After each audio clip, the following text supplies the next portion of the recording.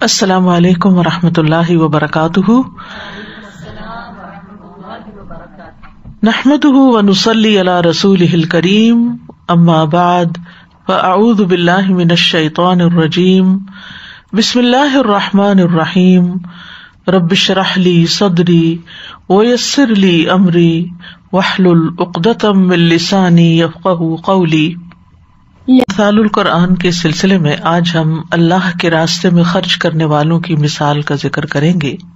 اس مثال سے کئی آیات پہلے اللہ سبحانہ وتعالی نے فرمایا، من ذا الذی یقرض اللہ قرضا حسنا فیضاعفہ لہ اضعافا کثیرہ، کون ہے جو اللہ کو اچھا قرض دے پس وہ اسے اس کے لیے کئی گنا بڑھا دے۔ تو وہاں پر کئی گنا کی بات کی گئی، لیکن آج ہم جو مثال پڑھ رہے ہیں اس میں 700 گنا اور اس سے بھی زیادہ بڑھانے کی بات ہے۔ تو یہ ہے آج کی مثال سورۃ البقرہ کی آیت نمبر 261 سے۔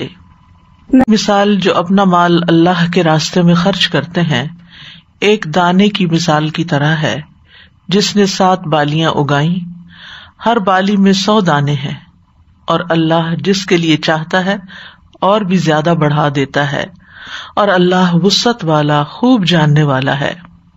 تو اللہ سبحانہ تعالی بندوں کے اعمال کی قدردانی کرنے والا ہے، لہذا اس مثال کے ذریعے یہ سمجھایا گیا کہ کس طرح اللہ سبحانہ تعالی بندوں کے اجر و ثواب کو بڑھاتا ہے۔ اجر و ثواب ایک نظر نہ آنے والی چیز ہے، اس کی مثال اللہ سبحانہ تعالی نے نظر آنے والی چیز کے ساتھ دی تاکہ لوگ اس کو محسوس کر سکیں۔ حقیقت یہ ہے کہ مرنے کے بعد سب سے زیادہ فائدہ دینے والا عمل انفاق فی سبیل اللہ ہے، اسی لیے یہاں انفاق فی سبیل اللہ یا اللہ کے راستے میں خرچ کرنے کے ذریعے نیکیوں کے اجر و ثواب کو کئی گنا زیادہ کرنے کو واضح طور پر سمجھایا گیا۔ تو اس مثال میں ہم دیکھتے ہیں کہ ایک طرف جہاں اجر و ثواب کے اضافے کی بات ہے، وہاں اس آیت سے ہمیں یہ بھی پتہ چلتا ہے کہ جس طرح اللہ سبحانہ تعالیٰ قبروں سے لوگوں کو زندہ کر کے اٹھائے گا، اس کی مثال بھی زمین میں ڈالے جانے والے دانے کی طرح ہے کہ جس سے ایک کی بجائے کئی دانے اگ جاتے ہیں۔ تو اگر اللہ سبحانہ تعالیٰ ایک سے 700 نکال سکتا ہے تو پھر وہ مردوں کو زندہ کیوں نہیں کر سکتا؟ بنیادی طور پر اس سے پہلے آیت نمبر 259 اور 260 میں 2 واقعات بیان ہوئے ہیں۔ 259 میں اس شخص کا واقعہ بیان کیا گیا جو ایک بستی پر گزرا، وہ اپنی چھتوں پہ گری ہوئی تھی۔ اس نے کہا، اللہ اس بستی کو اس کے مرنے کے بعد کیسے زندہ کرے گا؟ یعنی اس کے دل میں یہ شک پیدا ہوا کہ دوبارہ کیسے پھر سے اٹھیں گے سب جو مر چکے ہیں۔ اس کے بعد ابراہیم علیہ السلام کا واقعہ بیان کیا گیا کہ جب ابراہیم علیہ السلام نے کہا کہ اے میرے رب، تو مجھے دکھا کہ تو مردوں کو کیسے زندہ کرے گا، تو اس کے فوراً بعد پھر یہ مثال آئی کہ کس طرح اللہ سبحانہ تعالیٰ ایک مردہ دانے کو جب وہ زمین میں دفن کر دیا جاتا ہے تو اس سے کس طرح زندگی پھوٹتی ہے۔ اس سے یہ بات واضح ہوتی ہے، یعنی یہ آیت نہ صرف یہ کہ یہ بتاتی ہے کہ کس طرح انسان کی ایک نیکی کئی گنا اجر لے کر آتی ہے، اس کے ساتھ ساتھ یہ بھی بتاتی ہے کہ کس طرح ایک چیز گم ہو جانے کے بعد، زمین میں رل مل جانے کے بعد کیسے کیسے رنگ لاتی ہے۔ مثل الذین ينفقون اموالهم فی سبیل اللہ، مثال ان لوگوں کی، کن لوگوں کی؟ اہل ایمان کی، یعنی ان کا شرف یہاں بیان کیا جا رہا ہے، ان کا حال بیان کیا جا رہا ہے، ان کا وصف بیان کیا جا رہا ہے، ان کی مثال بیان کی جا رہی ہے۔ تو مثل الذین، مثال ان لوگوں کی، یعنی مثال ان لوگوں کے خرچ کرنے کی۔ یہاں پر نفقہ کا لفظ جو ہے وہ محذوف ہے، یہ قرآن کی بلاغت میں سے ہے۔ عربوں کے ہاں جب کلام میں کوئی معنی مراد لینا ہوتا تو وہ اس کو حذف کرتے تھے، اور یہاں بھی محذوف ہے نفقہ، اور یہ کلام کے ایجاز کے لیے ہر لفظ بیان نہیں کیا گیا، لفظ لکھا نہیں گیا، لیکن وہ خود بخود وہاں سے سمجھ آ رہا ہے۔ تو مثل الذین ينفقون اموالهم، وہ لوگ جو خرچ کرتے ہیں اور انفاق کا لفظ نفق سے، اور نفق سرنگ کو کہتے ہیں جس میں ایک طرف سے داخل ہوا جاتا ہے اور دوسری طرف سے نکل جاتے ہیں. نفاق کا بھی مادہ یہی ہے. تو مال جب انسان خرچ کرتا ہے تو ایک طرف سے وہ حاصل کرتا ہے، کماتا ہے، محنت کرتا ہے، تھکتا ہے اس کے لیے، کوشش کرتا ہے، بھاگ دوڑ کرتا ہے، اس کے بعد اس کو جمع کرتا ہے، اکٹھا کرتا ہے، اور پھر اس کے بعد اس اکٹھا کیے ہوئے مال کو جس سے اس کو محبت ہوتی ہے دوسری طرف اللہ کے راستے میں نکالنا شروع کر دیتا ہے.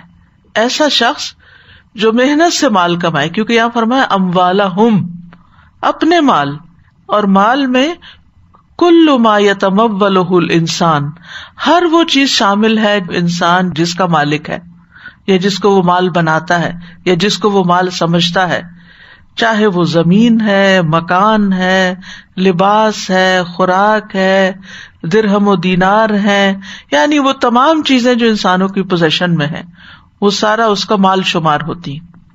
حتیٰ کہ انسان کی جو اولاد ہے، انسان کی جو کمائی ہے، وہ سب بھی اس میں آ جاتی ہے. انسان کی جتنی بھی محبوب چیزیں ہیں وہ سب اس میں شامل ہو جاتی ہیں. تو وہ چیزیں جن سے انسان محبت رکھتا ہے، جن کو انسان جمع کرتا ہے اپنے لیے، اپنی ضروریات پوری کرنے کے لیے، پھر وہ اپنے پہ ترجیح دیتے ہوئے اسے دوسروں تک لے جاتا ہے. تو یہاں صرف یہ نہیں کہا گیا کہ الذین ينفقون المال، بلکہ کیا فرمایا گیا؟ الذین ينفقون اموالہم، اپنے مال خرچ کرتے ہیں. یعنی کہ کہیں سے چوری ڈاکہ کر کے پھر وہ کہیں دے دیتے ہیں یا لٹا دیتے ہیں، نہیں، بلکہ وہ مال ان کی اپنی پوزیشن میں ہوتا ہے، ان کا اپنا مال ہوتا ہے. ویسے تو دیکھا جائے تو ہمارے پاس جو کچھ بھی ہے وہ اللہ ہی کا دیا ہوا ہے، من مال اللہ کا لفظ قرآن مجید میں آتا ہے. لیکن اللہ تعالیٰ جب بندے کو اس کا مالک بنا دیتا ہے، وقتی طور پر، عارضی طور پر، بطور امانت اس کو دیتا ہے، تو پھر ایمان والوں کی صفت یہ ہوتی ہے کہ وہ اس مال کو صرف اپنے لیے ہی ذخیرہ کر کر کے نہیں رکھتے، جمع نہیں کرتے، بلکہ آگے بھی دیتے ہیں. اور پھر کیسے دیتے ہیں؟ فی سبیل اللہ، اللہ کے راستے میں. یعنی اللہ کے راستے سے مراد اللہ کی رضا کے کاموں میں، جن جن جگہوں پہ خرچ کرنا اللہ کو پسند ہے. اور اس کو کئی طرح بیان کیا گیا ہے. اس میں سب سے پہلا جہاد فی سبیل اللہ لیا گیا ہے. مکحول کہتے ہیں کہ جہاد میں خرچ کرنے سے مراد ان گھوڑوں پہ خرچ کرنا جو اللہ کے راستے میں بندھے ہوئے ہوں، ہتھیاروں کی تیاری وغیرہ میں خرچ کرنا ہے. یہ ایک معنی ہے.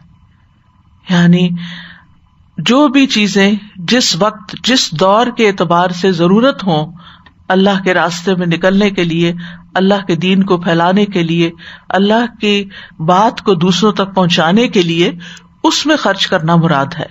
دوسرا معنی یہ لیا گیا ہے کہ نیکی کے تمام کاموں میں خرچ کرنا، چاہے وہ جہاد فی سبیل اللہ ہو یا کچھ اور ہو.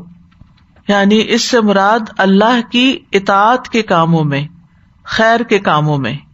اکرمہ سے مروی ہے، وہ ابن عباس سے روایت کرتے ہیں کہ جہاد اور حج میں جو خرچ کیا جاتا ہے، کیونکہ جہاد کے علاوہ حج بھی فی سبیل اللہ سفر ہے، ان دونوں میں ایک درہم کو 700 گنا تک بڑھا دیا جاتا ہے. یعنی اگر آپ $1 اپنے حج یا عمرے کے لیے خرچ کرتے ہیں تو وہ 700 کے برابر اجر پاتا ہے.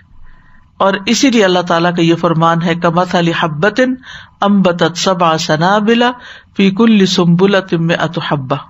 اور یاد رکھیے کہ انفاق افراد پر بھی ہوتا ہے اور انفاق اجتماعی کاموں کے لیے بھی ہوتا ہے.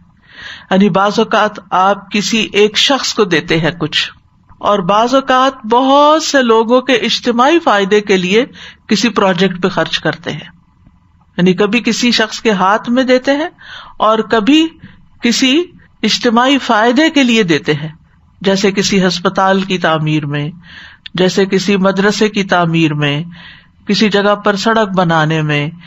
اسی طرح آج کے دور کی ٹیکنالوجی کے اعتبار سے کوئی ایپ بنانے میں جس کے ذریعے فی سبیل اللہ کوئی کام ہو رہا ہو، یا ایسے بیت المال میں جمع کرانے میں کہ جہاں سے فی سبیل اللہ کام کرنے والوں کو تنخواہیں دی جاتی ہوں یا ان پر خرچ کیا جاتا ہو جو اللہ کے راستے میں اپنے آپ کو لگائے ہوئے ہوتے ہیں.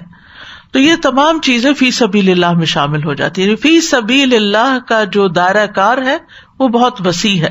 تو اس کی مثال کمثل حبۃ، مانند مثال ایک دانے کے ہے. قرطبی کہتے ہیں کہ حبہ ہر اس چیز کے لیے اسم جنس کی حیثیت رکھتا ہے جس کو ابن آدم کاشت کرتا ہے اور اس کو اپنی خوراک بناتا ہے. یعنی اپنی غذا کے لیے انسان جو بھی زمین میں بیج بوتا ہے، لگاتا ہے، وہ سب حبہ ہوتا ہے. لیکن حبہ زیادہ تر مشہور گندم کے دانے کے لیے ہے، یعنی گندم کا دانہ، جیسے گندم کے دانے کی مثال.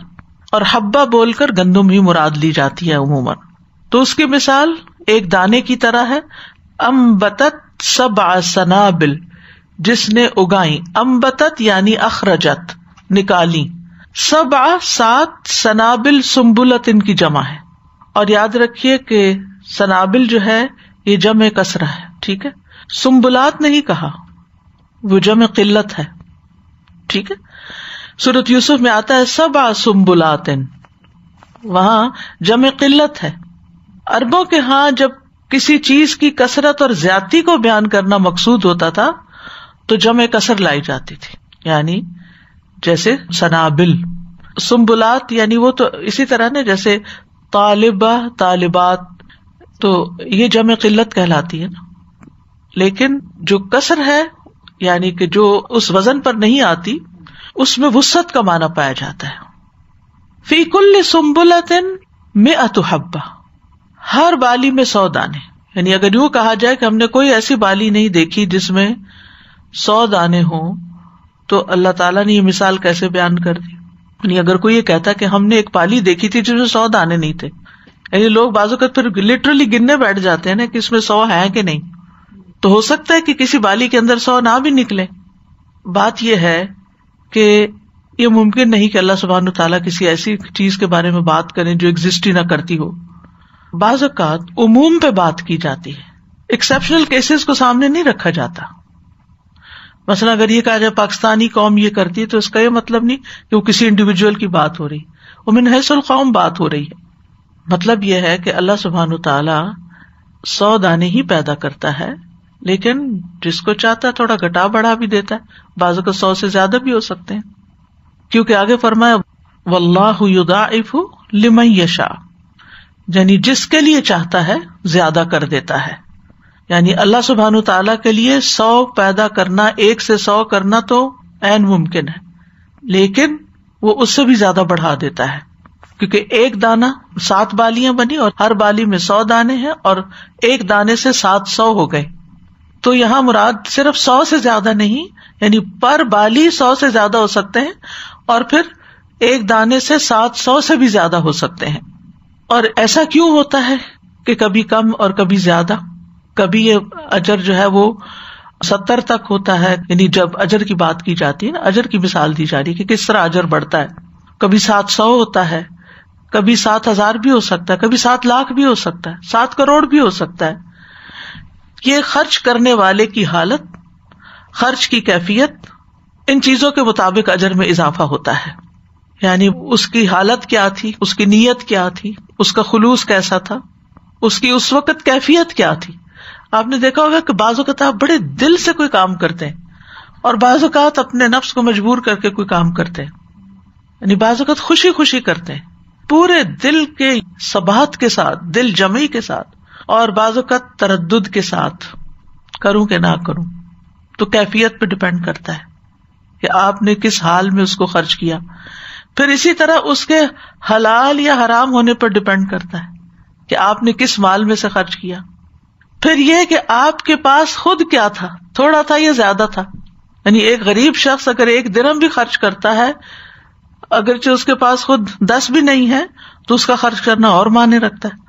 اور ایک ملینئر اگر 1,000 یا لاکھ بھی خرچ کر دیتا ہے تو اس کے لیے وہ حالت بالکل مختلف ہے. اسی طرح یہ بھی دیکھا جائے گا کہ کیا چیز خرچ کی، کیا دیا. وہ روپیہ پیسہ ہے، وہ سونا ہے، وہ چاندی ہے، وہ کھانے کی کوئی چیز ہے، یعنی کیا چیز تھی جو اس نے خرچ کی، کیا دیا، کس دل سے دیا، کس کو دیا، کس زمین پہ ڈالا. وہ اس سے بھی فرق پڑتا ہے. اچھی زمین میں اگر آپ کوئی دانہ ڈالتے ہیں تو اس سے پیداوار زیادہ آتی ہے، اور اگر خراب زمین پہ ڈالتے ہیں تو وہ وہیں پر گل سڑ جاتا ہے دانا، اسے کچھ بھی نہیں نکلتا.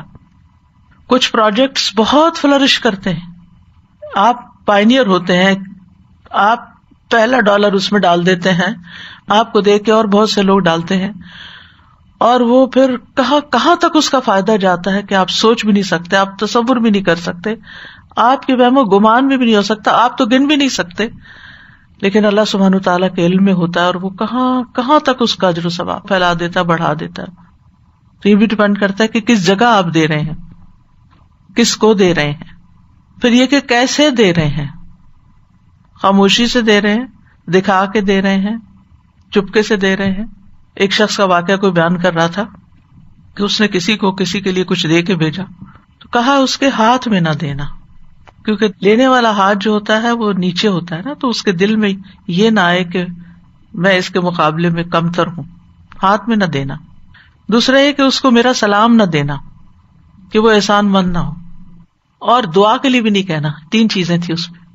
یعنی کتنی بڑی بات ہے کہ دینے والا جو ہے وہ اتنے پروٹوکول سے گزر رہا ہے اور اتنی چیزوں کا خیال رکھ رہا ہے کہ لینے والے کو ذرا برابر بھی کوئی تکلیف نہ پہنچے اور اس کو کوئی احساس نہ ہو کہ میں نے اس پر کوئی احسان کیا.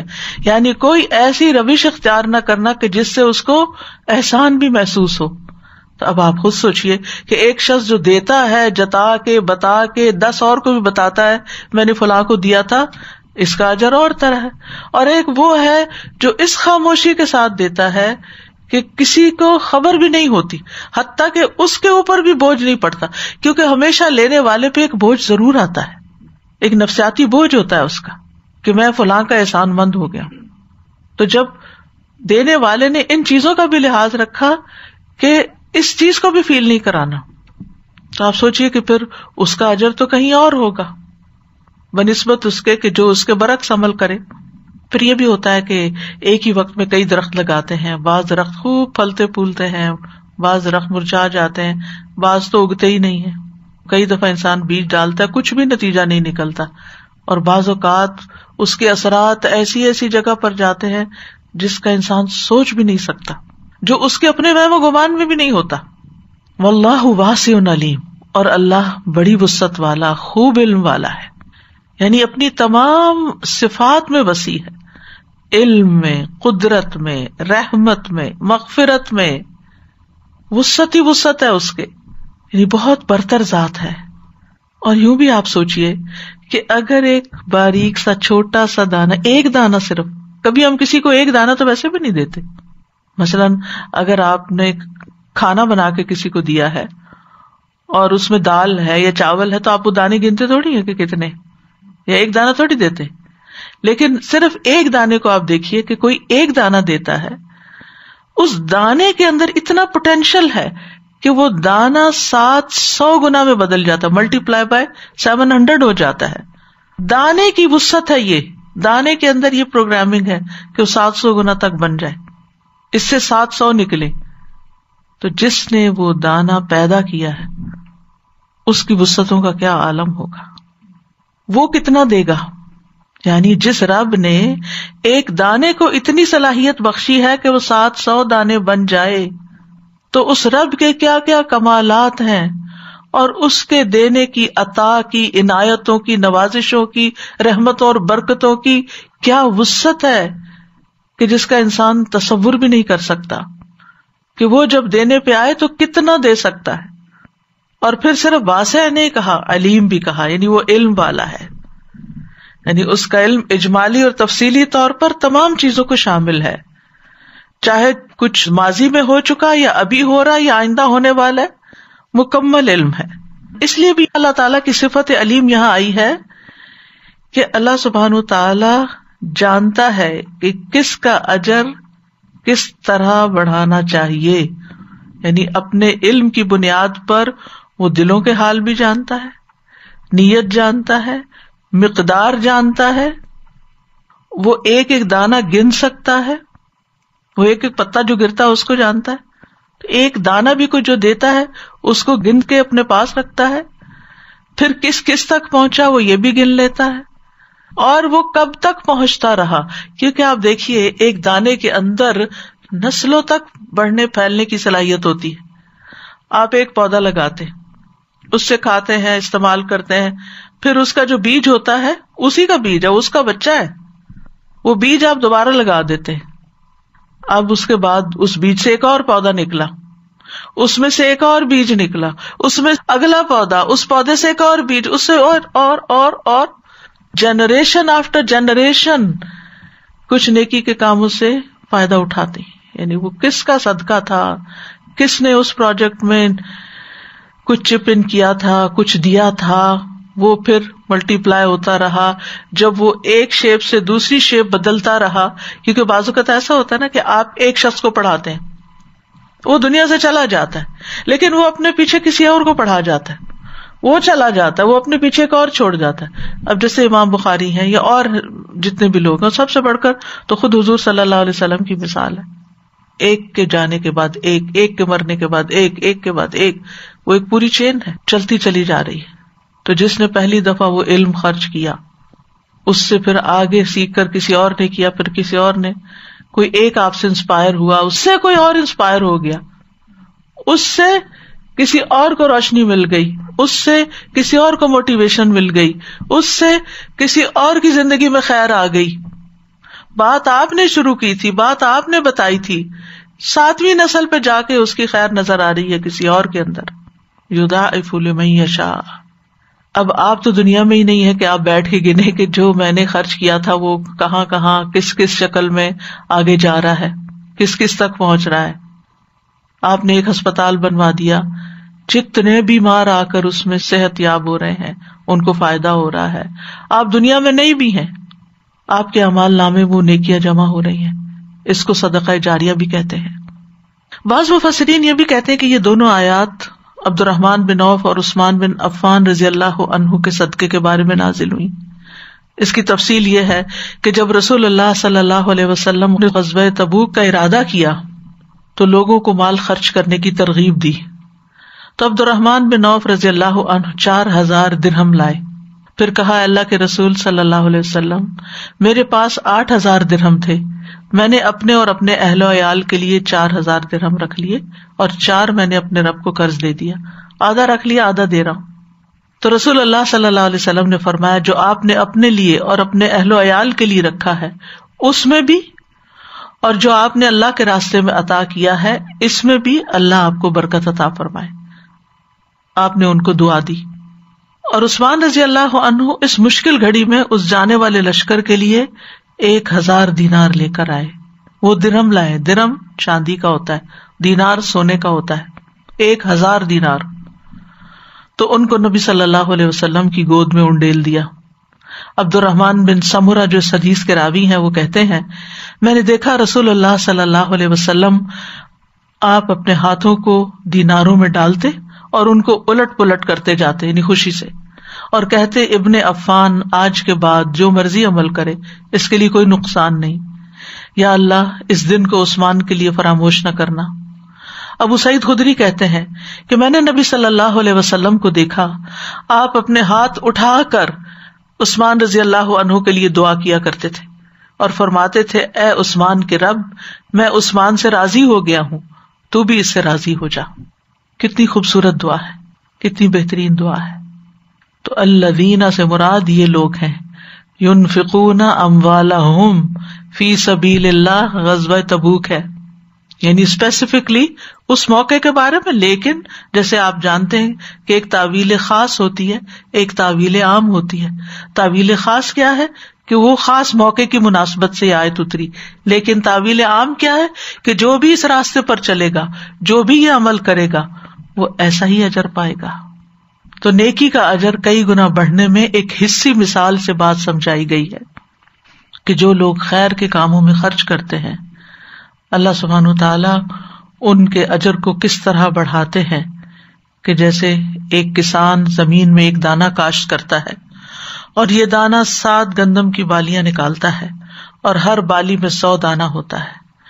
جب تنا قائم ہو جاتا ہے تو اس سے یہ بالیاں پھوٹتی ہیں اور اس تنے سے 7 بالیاں نکلتی ہیں اور ہر بالی میں 100 دانے ہیں. تو بظاہر کیا ہوا؟ ایک دانہ 700 دانوں میں بدل گیا، یعنی بہت بڑا منافع ہے، بہت بڑا نفع۔ اگر آپ کو یہ بتایا جائے فلاں کمپنی کے اندر اگر انویسٹ کیا جائے، آپ صرف $1 دیں، آپ کو لازماً $700 پروفٹ ملے گا، 700% آپ کو پروفٹ ملے گا۔ بتائیے دنیا میں کوئی ایک بندہ ایسا ہوگا کہ جو اس کمپنی میں انویسٹ نہ کرے؟ اگر اس پر اعتماد بھی ہو تو ہمارا تو ایمان ہے نا اللہ پہ، ہمارا تو یقین ہے کہ اگر ہم نے $1 بھی دیا تو وہ یقینی طور پر 700 تو ہوگا ہی، اور اگر اخلاص زیادہ ہوا اور جس پروجیکٹ میں دے رہے ہیں وہ فلرش کر گیا تو وہ یضاعف لمن یشاء، وہ تو اور بھی زیادہ بڑھ جائے گا۔ یعنی جو اللہ کے راستے میں خرچ کرے گا اور مال کی محبت کے باوجود خرچ کرے گا تو اس کو سینکڑوں گنا بڑھا کر دیا جائے گا۔ بات یہ کہ انسان کے اندر مال کی محبت رکھ دی گئی، وَأُحْضِرَتِ الْأَنفُسُ الشُّحَّ وَإِنَّهُ لِحُبِّ الْخَيْرِ لَشَدِيدٌ۔ انسان مال کی محبت میں یقیناً بڑا سخت ہے۔ سورۃ الفجر میں آتا ہے وَتُحِبُّونَ الْمَالَ حُبًّا جَمًّا، اور تم مال سے محبت کرتے ہو بہت زیادہ محبت۔ یہ فطری محبت ہے جو اللہ نے ہمارے دلوں میں رکھ دی ہے۔ کوئی بھی یہ نہیں کہہ سکتا، اگر کوئی کہتا ہے تو جھوٹ ہی کہتا ہے کہ مجھے مال سے محبت نہیں۔ کس کو محبت نہیں؟ ہر ایک کو مال اچھا لگتا ہے، جب بھی ہمیں ملتا ہے ہمیں خوشی ہوتی ہے، ایک سیٹسفیکشن ہوتی ہے، چاہے ضرورت ہو یا نہ ہو۔ جیسے بعض اوقات ماں باپ گفٹ دیتے ہیں، بعض اوقات آپ کو ہسبینڈ سے کچھ ملتا ہے، اور کئی دفعہ آپ کو اس کی ضرورت بھی نہیں ہوتی، لیکن وہ جو ایک لینے اور دینے کی خوشی ہے، دینے والے کو بھی خوشی ہوتی ہے اور لینے والے کو بھی خوشی، وہ جو خوشی ہے وہ جو محبت کا بڑھاؤ ہے، یعنی اس کے ملٹیپل فائدے ہیں۔ یہاں تو اجر و ثواب کی بات ہے نا، لیکن اجر و ثواب کے علاوہ دنیا میں انسان کو جو کچھ ملتا ہے، تو جس طرح انسان اللہ کے راستے میں دیتا ہے یا اس کو کچھ ملتا ہے تو اس کے اندر لازماً ایک خوشی آتی، اور جو جتنا شکر گزار ہوتا ہے نا اتنا وہ زیادہ خوش ہوتا ہے۔ کچھ لوگ اگر ان کو کچھ ملے بھی تو وہ کہتے ہیں لو کیا دیا، یہ بلا کیا ہے، اور اس کے نقص نکالنے بیٹھ جاتے ہیں۔ لیکن جو ایمان والے ہوتے ہیں ان کا طرز عمل یہ نہیں ہوتا، وہ دیتے ہوئے بھی خوشی سے دیتے ہیں اور وہ لیتے ہوئے بھی خوشی سے لیتے ہیں، وہ قبول بھی خوشی سے کرتے ہیں۔ رب تعالیٰ بھی خوشی سے بندوں کے صدقات کو قبول کرتا ہے۔ تو بہرحال مال کی محبت جو ہے وہ انسان کے اندر ہے، انسان کہتا ہے مالی مالی، میرا مال میرا مال، لیکن پھر بھی وہ اللہ کے راستے میں دے دیتا ہے۔ انسان کے پاس ایک وادی ہو مال کی تو وہ دوسری اور پھر تیسری کا طلبگار ہوتا ہے، یعنی انسانی فطرت کے اندر ہے یہ خواہشات۔ زُيِّنَ لِلنَّاسِ حُبُّ الشَّهَوَاتِ مِنَ النِّسَاءِ وَالْبَنِينَ وَالْقَنَاطِيرِ الْمُقَنطَرَةِ مِنَ الذَّهَبِ وَالْفِضَّةِ وَالْخَيْلِ الْمُسَوَّمَةِ وَالْأَنْعَامِ وَالْحَرْثِ، یہ ساری مال ہی کی قسمیں نا۔ اور ویسے بھی یہ ہے کہ انسان کے ساتھ ضروریات بھی ہیں، یعنی محبت اس لیے بھی مال سے ہے کہ انسان کو ضرورت بھی پڑتی ہے مال کی، مال زندگی کو قائم رکھنے کا ذریعہ ہے۔ تو جب وہ اپنی ضرورت کا مال، زندگی کو قائم رکھنے والا مال، وہ ضروریات جو ہمارے ساتھ چپکی ہوئی ہیں جن کے بغیر ہم گزارا ہی نہیں، اس میں سے جب انسان نکال کے اپنے سے کاٹ کے اپنے سے نکال کے اپنی پاکٹ میں سے نکال کے، اپنی جیولری میں سے نکال کے، اپنے کھانے میں سے نکال کے، اپنی کسی بھی چیز پہ سے نکال کے، وہ اس کی تھی، اموالہم، وہ پوزیس کرتا تھا، اس میں سے نکال کے اس نے اپنے سے الگ کر کے، جدا کر کے کسی دوسرے کی ضرورت پوری کی، تو یہ اللہ سبحانہ وتعالیٰ کی رضامندی کا ذریعہ بنتی ہے، اللہ کے قرب کا ذریعہ بنتی ہے۔ یعنی مومن مال کو اللہ کا تقرب حاصل کرنے کے لیے خرچ کرتا ہے۔ یعنی بعض اوقات ہم اپنی ضروریات پہ خرچ کرتے ہیں اور بعض اوقات ہم فی سبیل اللہ کرتے ہیں، اللہ کو خوش کرنے کے لیے، ہم اس کے سوا کچھ نہیں چاہتے۔ ایک صحابی نے کہا تھا کہ مال کتنی اچھی چیز ہے جس سے میں اپنی عزت نفس کی حفاظت کرتا ہوں اور اپنے رب کا تقرب حاصل کرتا ہوں، اسی لیے مال کو خیر بھی کہا گیا۔ ہمارے ہاں بس ایک عام نظریہ ہے کہ نہ مال اچھا نہ مال والے اچھے ہیں، کچھ نہ کچھ ان کے خلاف باتیں کی جاتی رہتی ہیں، وہ بعض اوقات حسد کی وجہ سے بھی ہوتی ہیں، اور مال کا کمانا یا مال کا حاصل کرنا کوئی پسندیدہ بات نہیں سمجھی جاتی۔ لیکن وہ صحابی کہتے ہیں کہ کتنا اچھا ہے یہ مال کہ جس کے ذریعے میں اپنی عزت نفس کی بھی حفاظت کرتا ہوں، یعنی اپنی ضروریات کے لیے میں کسی کے آگے ہاتھ نہیں پھیلاتا، اور میں اپنے رب کا قرب بھی حاصل کرتا ہوں. لیکن یاد رکھیے کہ قرب تب حاصل ہوتا ہے جب اخلاص کے ساتھ خرچ کیا جائے، اللہ کی رضا کے لیے خرچ کیا جائے، ریاکاری کے لیے نہ ہو، کسی انسان کی نظر میں کچھ بننے کے لیے نہ ہو. اور دوسرا یہ کہ شریعت کی حدود کے اندر خرچ کیا جائے. یعنی فی سبیل اللہ کا لفظ ہی یہ بتاتا ہے کہ یہ اللہ کی شریعت کا راستہ ہے، یعنی بدعات پر مال خرچ نہ کیا جائے، حرام کاموں پہ خرچ نہ کیا جائے، گمراہ کرنے والے منصوبوں پہ خرچ نہ کیا جائے، ایسی چیزوں پہ خرچ نہ کیا جائے جو لوگوں کے بگاڑ کا باعث بنے، فساد کا باعث بنے. بعض اوقات ہمیں اپنی اولاد سے محبت ہوتی ہے تو ہم ان پہ مال خرچ کرتے ہیں کیا سوچ کر کہ شاید اس کی وجہ سے یہ ہم سے محبت کرنے لگے، شاید اس کی وجہ سے یہ ہماری بات ماننے لگے. لیکن ہوتا کیا ہے کہ وہ جتنا جتنا ہم ان کو دیتے جاتے ہیں اتنا اور وہ بگڑتے جاتے ہیں. تو جب ہمیں یہ محسوس ہو کہ ہماری محنت سے کمایا ہوا یہ مال اولاد کے بگاڑ کا ذریعہ بن رہا ہے تو پھر اولاد کو مت دیں، اپنی آخرت کے لیے کہیں اور دیں. تو دو اہم ترین شرائط ہیں، ایک تو اخلاص اور ایک اللہ کے بتائے ہوئے طریقوں کے مطابق. فی سبیل اللہ میں یہ سب کچھ آ جاتا ہے. تو جب ان شرائط کے اوپر آپ مال خرچ کریں گے تو پھر وہ کئی گنا زیادہ ہو جائے گا، اس میں اضافہ ہو جائے گا، اور انسان کے اندر فائدہ حاصل کرنے، نفع کمانے کی ایک شدید خواہش پائی جاتی ہے. یعنی آپ دیکھیے کہ آپ مال سے مزید مال بھی بناتے ہیں نا، تو وہ بھی اسی وجہ سے کہ انسان اس سے بھی فائدہ حاصل کرنا. تو آپ جب اللہ کے راستے میں دیتے ہیں تو آپ یوں سمجھیں جیسے آپ مال سے مال بنا رہے ہیں اور حاصل کر رہے ہیں. آپ کا کم جا رہا ہے، مل آپ کو زیادہ رہا ہے. اور یہ بھی یاد رکھیے کہ بیج جتنا اچھا ہوگا اتنی قوی فصل ہوگی.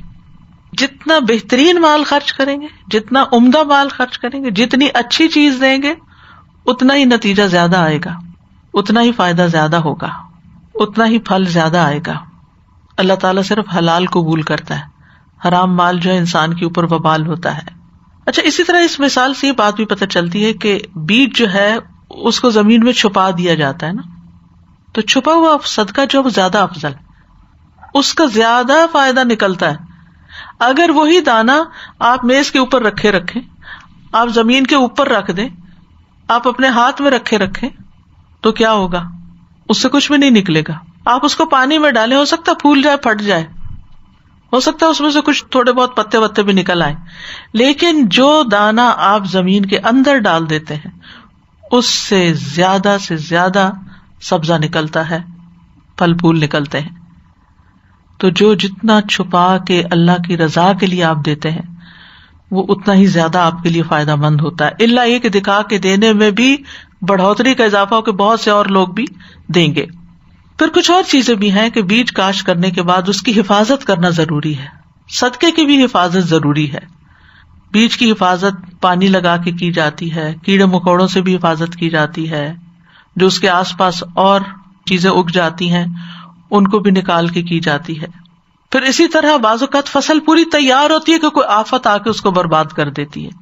تو ایسے اعمال سے بھی بچنا چاہیے کہ جس سے آپ کا لگا لگایا کھیت برباد ہو جائے، کہ آپ نے بڑی خلوص سے خرچ کیا، آپ نے بڑی حفاظت کی اپنے کھیت کی، لیکن پھر اس کے بعد کیا ہوا؟ اچانک کوئی آفت آئی اور سارے کا سارا کھیت تباہ ہو گیا، جس کی مثال قرآن مجید میں بھی آتی ہے، وہ انشاءاللہ بعد میں بیان ہوگی. تو اس لیے یہ نہیں کہ آپ نے 10 سال پہلے کوئی کام اچھا کیا تھا اور آج آپ کے دل میں شیطان نے وسوسہ ڈالا اور آپ بیٹھ کے اس کی وہ ریاکاری کر رہے ہیں، وہ اپنے کمالات اور فضائل بتا رہے ہیں کہ جس میں آپ کے دل میں وہ شوق آ گیا کہ یہ سارے لوگ اب میری تعریف کریں کہ میں نے اتنا بڑا کارنامہ کیا تھا. تو ایسی چیزوں سے بھی بچنا چاہیے، کیونکہ مرتے دم تک انسان کو یہ خطرہ لاحق ہوتا ہے کہ کوئی اس کا عمل برباد نہ ہو جائے اس کی اپنی زبان سے نکلی ہوئی باتوں کی وجہ سے یا اس کے اپنے طرز عمل کی وجہ سے. مثلاً آپ کسی کو صدقہ دیتے ہیں، اس کے اوپر احسان کرتے ہیں، پھر وہ آپ کے ساتھ بدتمیزی کرتا ہے، 10 سال بعد بدتمیزی کرے، تو آپ اس کو 10 سال پہلے کا احسان یاد کرا کے سب کچھ تباہ کرتے ہیں. یاد ہے جب تم چھوٹے سے آئے تھے، یتیم بچے تھے، تمہیں کوئی لینے والا نہیں تھا، میں نے تمہیں رکھا، میں نے پالا، میں نے پڑھایا، میں نے تمہاری فیسیں دی، میں نے تمہیں اس قابل کیا، آج تم میرے ساتھ یہ کر رہے ہو.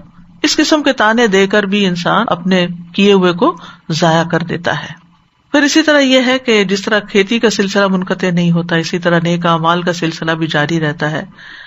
اور جس طرح غلہ جو ہے یا یہ دانوں کا نکلنا جو ہے یہ ہماری فوڈ ہے، ہمارے جسم کی فوڈ ہے، تو انفاق فی سبیل اللہ ہمارے دل اور روح کی غذا، یعنی دانا زمین میں ڈال کر ہم اپنے کھانے کا انتظام کرتے ہیں اور $1 ڈبے میں ڈال کر ہم اپنی روح کی فوڈ کا انتظام کرتے ہیں.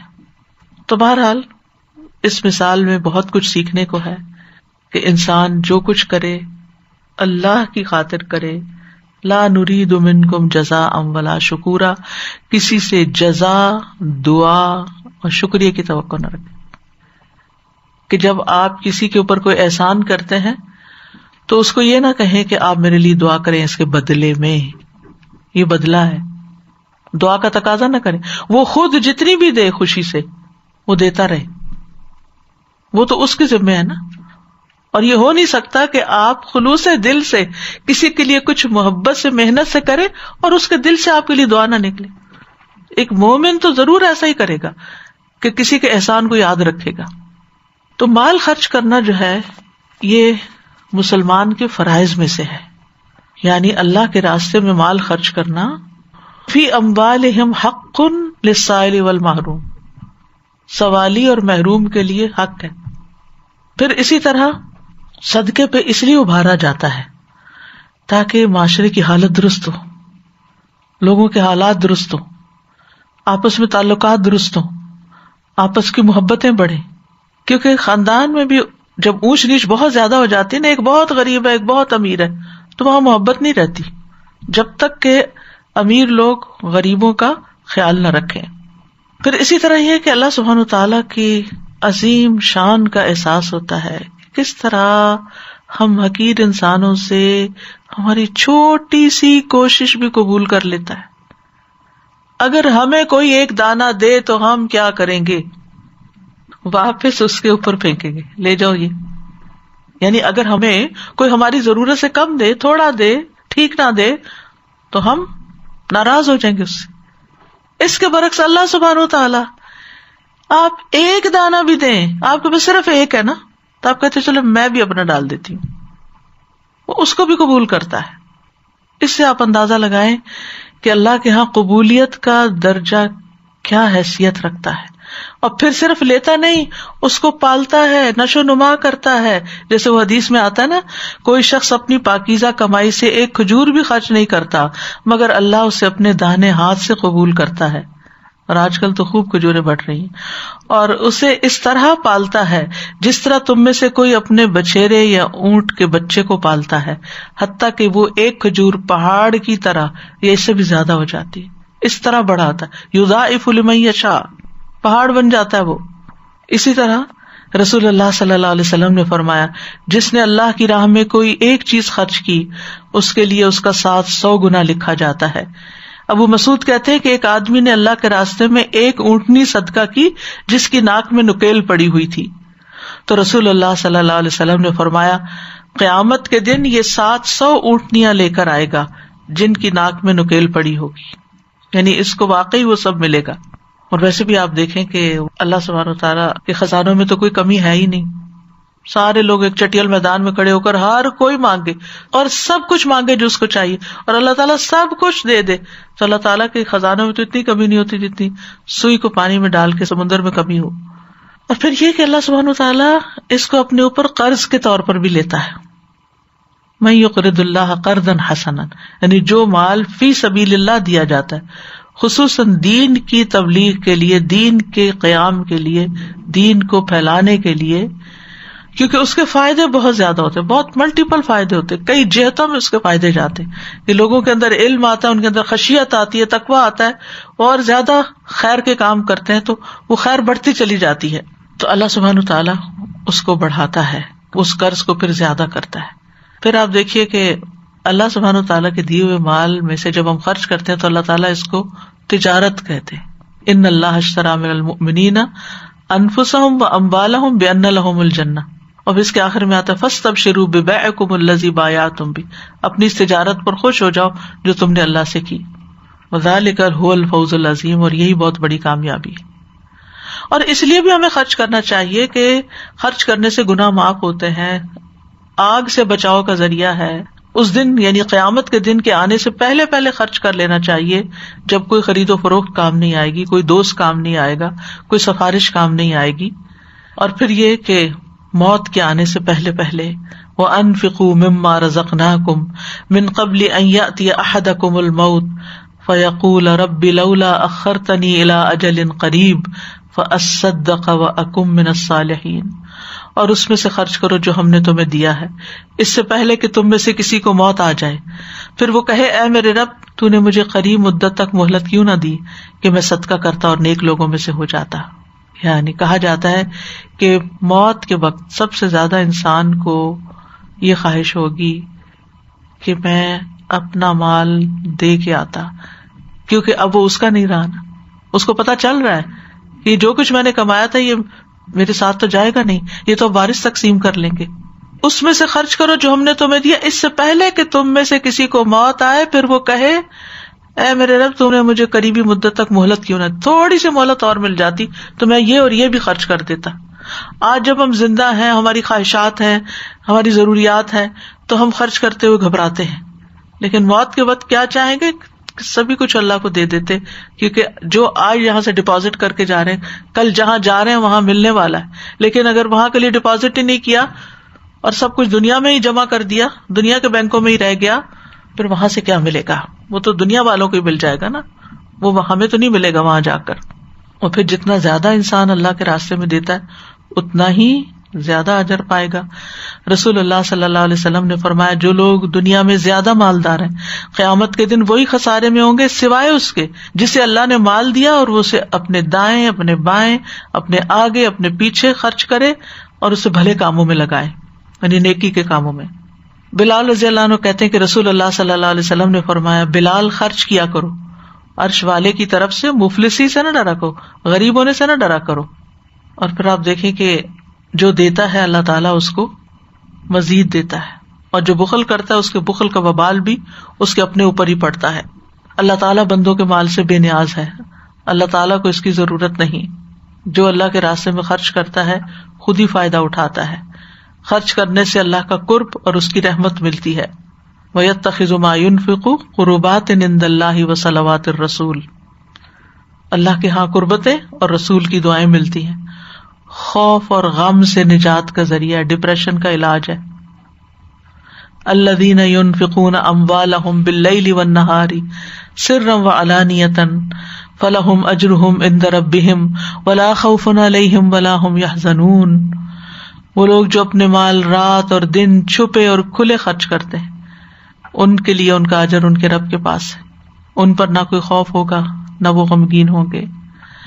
پھر بیماریوں سے حفاظت ملتی ہے۔ ایک روایت میں آتا ہے اپنے مریضوں کا علاج صدقے سے کرو۔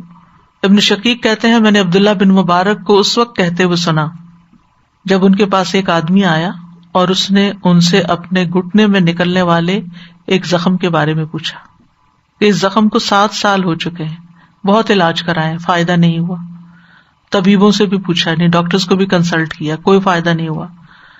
تو عبداللہ بن مبارک نے کہا جاؤ ایسی جگہ جا کر کنواں کھدواؤ جہاں پانی کی ضرورت ہو، مجھے امید ہے جب وہاں سے چشمہ پھوٹے گا تو تمہارا یہ خون رسنا بند ہو جائے گا۔ یعنی وہ یہاں سے نکلنے کے بجائے وہاں پانی کی شکل میں نکل رہا ہے۔ جب اس شخص نے ایسا ہی کیا تو وہ صحت یاب ہو گیا۔ یعنی بیماریوں سے بچاؤ اور علاج بھی ہے صدقہ۔ مشکلات سے نکلنے کا راستہ ہے۔ یحییٰ علیہ السلام کو 5 باتوں کا حکم دیا گیا تھا کہ ان پہ خود بھی عمل کریں اور بنی اسرائیل کو بھی عمل کرنے کے لیے کہیں۔ ان میں سے ایک یہ کہ میں تمہیں صدقہ کرنے کا حکم دیتا ہوں، کیونکہ اس کی مثال اس شخص کی سی ہے جسے دشمن نے قید کر کے اس کے ہاتھ گردن سے باندھ دیے ہوں، پھر اسے قتل کرنے کے لیے لے چلیں اور وہ ان سے کہے کیا تم میری جان کا فدیہ وصول کرنے کے لیے تیار ہو؟ پھر وہ تھوڑے اور زیادہ کے ذریعے جس طرح بھی بن پڑے اپنی جان کا فدیہ پیش کرنے لگے یہاں تک کہ اپنے آپ کو چھڑا لے۔ تو گویا جب ہم صدقہ کرتے ہیں تو اپنی گردن کو چھڑاتے ہیں، اپنے آپ کو مصیبت سے نکالتے ہیں۔ اور پھر جو خرچ کرتے ہیں اللہ تعالیٰ ان پر مزید خرچ کرتا ہے۔ حدیث میں آتا ہے یا ابن آدم انفق علیک، اللہ تعالیٰ فرماتے ہیں اے ابن آدم خرچ کرو، میں تم پہ خرچ کروں گا۔ اور پھر یہ کہ جو کرتے ہیں انسان اللہ کے راستے میں پورا پورا واپس لوٹایا جاتا ہے، ظلم نہیں کیا جاتا، بہترین نعم البدل ملتا ہے. وما انفقتم من شیء فهو يخلفه وهو خیر الرازقین، اور تم جو بھی چیز خرچ کرتے ہو تو وہ اس کی جگہ اور دیتا ہے، اور وہ سب رزق دینے والوں سے بہتر ہے.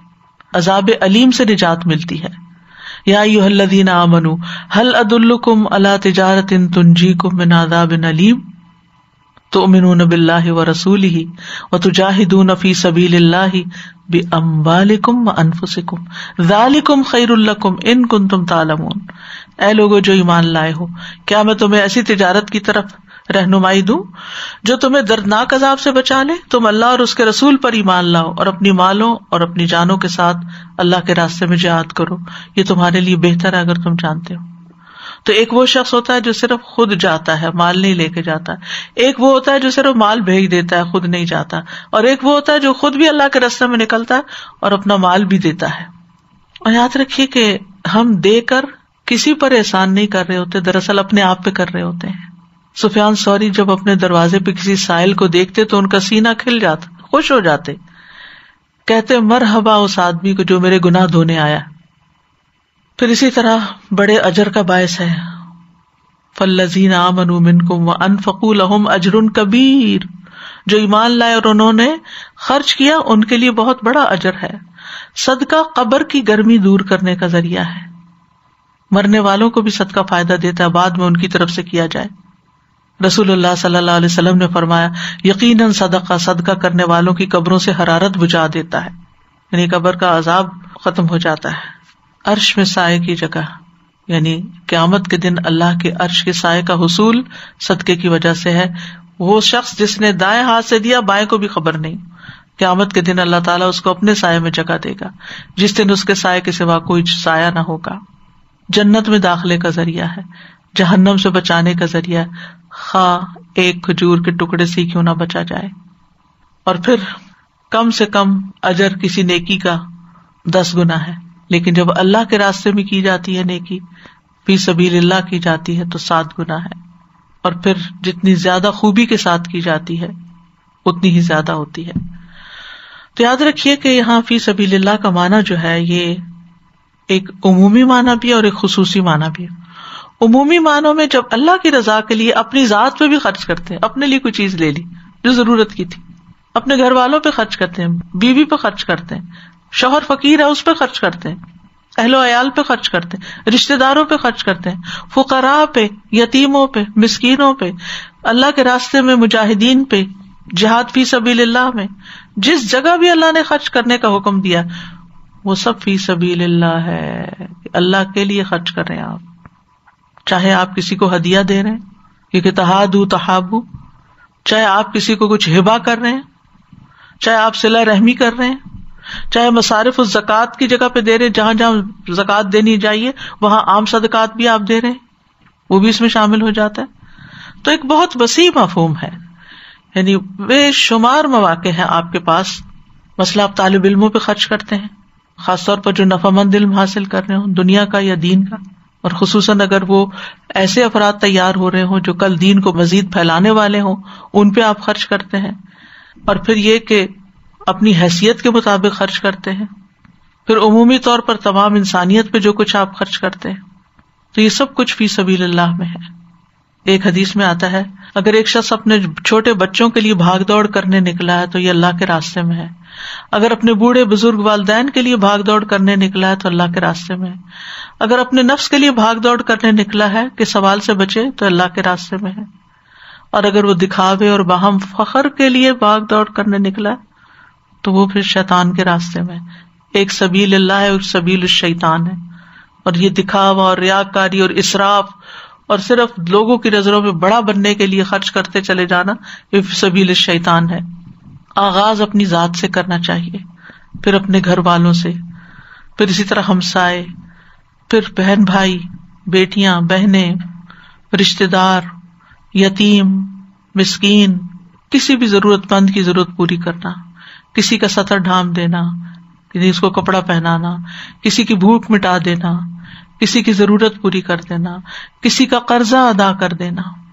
حدیث میں آتا ہے کہ اللہ کے نزدیک سب سے محبوب اعمال یہ ہیں: مسلمان کا اپنے بھائی کو خوش کر دینا، اس سے کوئی تکلیف دور کر دینا، اس کا قرضہ ادا کر دینا، اس سے بھوک دور کرنا، پھر حج اور عمرہ میں خرچ کرنا، خود اپنے لیے یا کوئی جا رہا ہو تو اس کے خرچ کے لیے، مسجد بنوانا، جس نے اللہ کے راستے میں کبوتر کے گھونسلے کے برابر یا اس سے بھی چھوٹی مسجد بنائی، اس کے لیے جنت میں گھر ہے. یعنی چھوٹی مسجد تو نہیں ہوتی جس میں نماز پڑھے، مطلب ایک اینٹ بھی لگوائی، یوں سمجھے. مسجد میں مصحف رکھنا، کلچرلی بھی ہمارے ہاں وہ مسجد میں قرآن رکھوا دیے، کوئی فوت ہوا تو اب مسجدوں میں تو جانے والے لوگ کم رہ گئے ہیں، لہٰذا ایسے طالب علم جو قرآن پڑھتے ہیں ان کے لیے قرآن کی اسپانسرشپ. پھر اسی طرح نہر بنوانا، کنواں کھدوانا، درخت لگوانا، کسی کو مصحف کا وارث بنانا، یعنی اپنا مصحف کسی کو دینا جو آپ کے بعد پڑھتے رہیں اس کو. پھر اسی طرح مرنے کے بعد بھی یہ عمل فائدہ دیتا ہے، چاہے انسان اپنی زندگی میں خود کر کے جائے یا پھر اس کے جو لواحقین ہیں مرنے کے بعد اس کے نام پر کچھ صدقہ خیرات کرتے رہے. پھر طالب علموں پہ خرچ کرنا. ابن عابدین کہتے ہیں جب طالب علم علم کے حصول کے لیے نکلے تو مسلمانوں پر لازم ہے کہ وہ اسے خرچہ دیں، یہاں تک کہ اگر وہ خرچہ دینے سے انکار کریں تو ان کو اس طرح مجبور کیا جائے گا جیسا زکوٰۃ کا قرض ادا کرنے والوں کو وہ قرض ادا کرنے پہ مجبور کیا جاتا ہے جب وہ زکوٰۃ ادا کرنے سے انکار کر دیتے ہیں. یعنی جب کوئی زکوٰۃ ادا کرنے سے انکار کرتے ہیں تو اسلامی حکومت میں ان سے نکلوائی جاتی ہے. تو اسی طرح اگر کسی جگہ پر، کسی شہر میں، کسی علاقے میں طالب علم ہوں جن کو ان کے والدین اسپانسر نہیں کر سکتے، ان کی فیس کا خرچہ نہیں اٹھا سکتے، تو ان کو بھی دیا جا سکتا ہے. تو کرنے کے کام کیا ہے؟ ہم سب کو سوچنا چاہیے کہ اللہ نے ہمیں بڑا ہی امن دے رکھا ہے، اس کا شکر ادا کریں. دنیا کے نقشے پہ نظر تو ڈالیں، خصوصاً اسلامی دنیا کے. شام، یمن، عراق، افغانستان، صومال، کتنے ہی علاقے ہیں کہ جہاں پر لوگ قسم و پرسی کی حالت میں رہ رہے ہیں. ان کے پاس کھانے کو نہیں، پہننے کو نہیں، رہنے کو نہیں.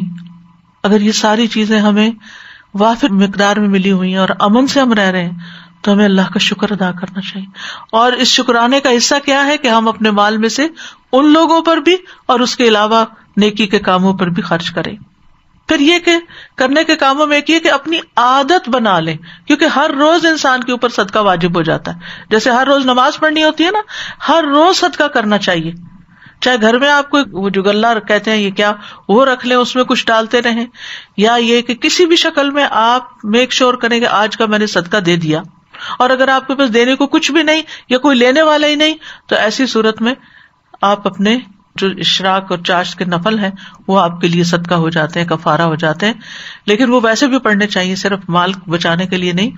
اور اس میں آپ دیکھیے کہ اب کیا مشکل ہے، اٹھائیں اپنا فون، نکالیں ایپ اور کریں ٹرانسفر جہاں بھی چاہتے ہیں. اب تو کچھ مشکل ہی نہیں رہا کہ آپ یہ کہیں کہ اب کوئی لینے والا نہیں، میں کہاں جاؤں رات کے وقت، کیونکہ دن میں بھی خرچ، رات میں بھی خرچ. پھر یہ ہے کہ جو اپنے ہاتھ کی کمائی سے دیتا ہے، اپنی محنت سے، یا اس کو کوئی ملا ہوتا ہے اس میں سے دیتا ہے تو وہ زیادہ بہتر ہے.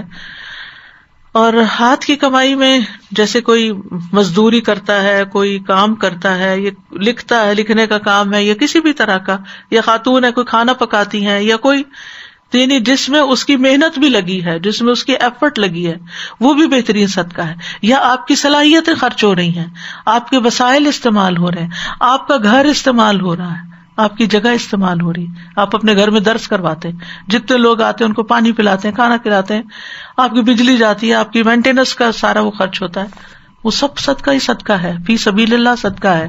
اسی طرح آپ کو اللہ نے اسکلز دی ہیں، آپ کمپیوٹر جانتے ہیں، آپ آئی ٹی پرسن ہیں، آپ اللہ کے دین کی ترقی کے لیے کچھ نہ کچھ اپنے وقت کا حصہ لگائیں، اپنی ایکسپرٹیز دیں. پھر اسی طرح آپ کے اندر کوئی اور صلاحیت، آپ کو اللہ نے علم دے رکھا ہے، اس علم کو دن اور رات میں خرچ کریں، لوگوں کو سکھائیں پورے خلوص کے ساتھ. کیونکہ جس کے پاس کچھ بھی نہیں، اس کے پاس ہاتھ پاؤں تو ہے نا کہ اپنے ہاتھ پاؤں سے کسی کی خدمت کر دے، کسی کو مساج کر دے، کسی کو دبا دے، کسی کو دوا کھلا دے، کسی یتیم خانے میں جا کے یتیموں کے ناخن کاٹ دے. یعنی کہ 100 کام ہے اگر انسان سوچے، ہر کوئی اپنے اپنے دائرہ کار میں رہ کے دیکھے کہ وہ کیا کیا کر سکتا ہے. اور جو بھی چیز ہے آپ کے پاس، اموالہم، جو بھی چیز ہے آپ کے پاس، ضروری نہیں کہ پیسہ ہی ہے، کچھ بھی ہے اس میں سے آپ دیں. نبی صلی اللہ علیہ وسلم نے فرمایا گن گن کے نہ رکھو، ورنہ اللہ بھی تمہیں گن گن کے دے گا. جتنا تمہارے بس میں ہو خرچ کرتی رہو. یہ حضرت اسماء بنت ابی بکر سے آپ نے فرمایا تھا. تو اللہ تعالیٰ سے ہم دعا کرتے ہیں کہ اللہ سبحانہ وتعالیٰ ہمیں دینے والوں میں شامل کرے، اور خوب خوب دینے والوں میں، اور ہر چیز دینے والوں میں. ان صلاتی و نسکی و محیای و مماتی للہ رب العالمین لا شریک لہ وبذلک امرت وانا اول المسلمین. اللہم انی اسألک فعل الخیرات، اللہم انی اسألک فعل الخیرات وترک المنکرات وحب المساکین وان تغفر لی وترحمنی واذا اردت فتنة فی قوم فتوفنی غیر مفتون. اسألک حبک وحب من یحبک وحب عمل یقربنی الی حبک.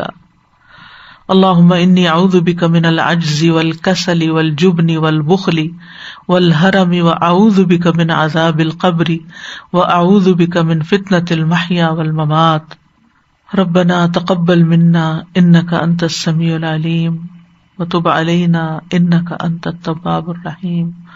وصلی اللہ تعالی علی خیر خلقہ محمد وعلی آلہ واصحابہ واہل بیتہ اجمعین برحمتک یا ارحم الراحمین.